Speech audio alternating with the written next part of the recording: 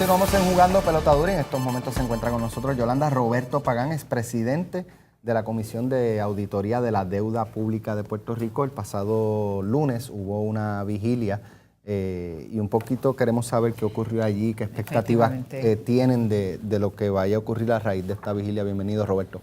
Muchas gracias y buenas noches. Cuéntanos un poquito cómo estuvo la vigilia.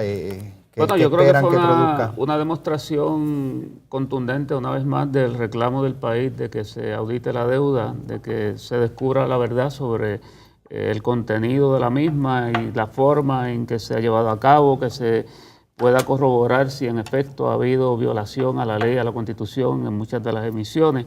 La vigilia de participación multisectorial concentrada sobre todo en el sector religioso lo demuestra y lo demuestra la Asamblea de los Estudiantes del día de hoy, los estudiantes universitarios, y tengo que hacer una parte para felicitar la madurez con que el movimiento estudiantil ha manejado el asunto de la universidad, porque no se circunscribe a defender el futuro de la propia existencia de la universidad, oponiéndose al recorte de la mitad del presupuesto de la universidad, sino que van más allá e incluso una de sus principales demandas es que en efecto se audite la deuda pública de Puerto Rico. Si fuéramos a escuchar las palabras del Premio Nobel de la Economía, diría que está validando lo que están haciendo los estudiantes allí y lo que están pidiendo ustedes de auditar esa deuda. Lo que yo no logro entender todavía es cómo los políticos de los diversos colores siguen negándose a auditar la deuda y usan el tribunal como una especie de excusa.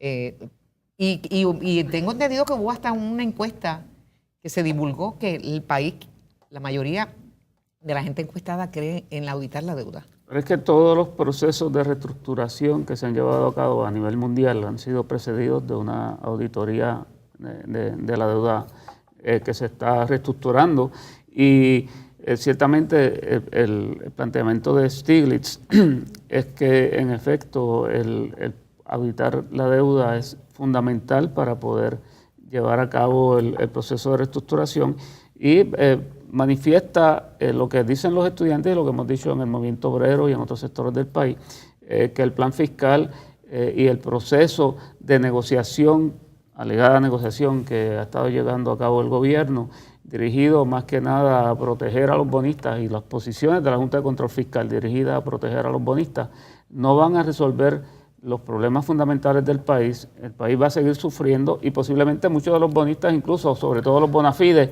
van a quedar trasquilados en todo el proceso, porque al final del camino el país no va a tener para pagar esa deuda. Pero recortarle hasta 80% a los bonistas es protegerlos.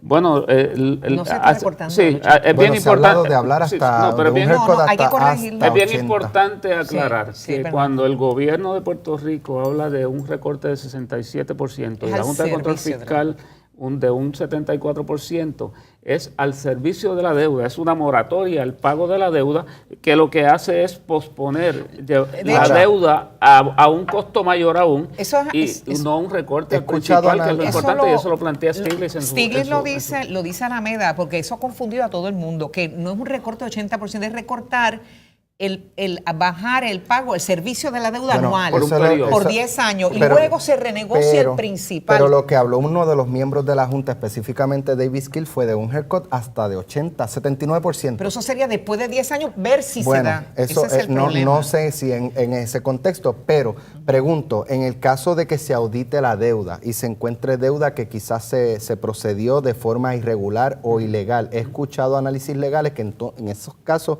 lo que procedería sería devolverle el dinero que nos prestaron, quizás sin intereses, sin ningún tipo de ganancia.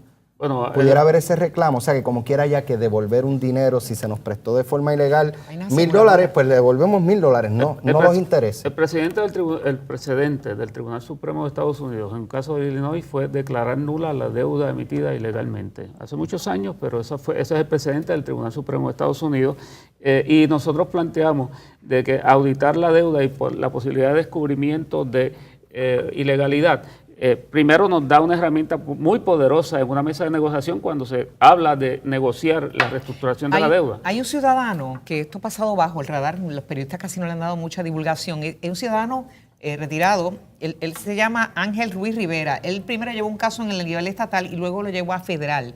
Y él plantea que todas las emisiones desde Fortuño para acá, todas son ilegales porque sobrepasan el margen prestatario que se establece por la Constitución de 15%.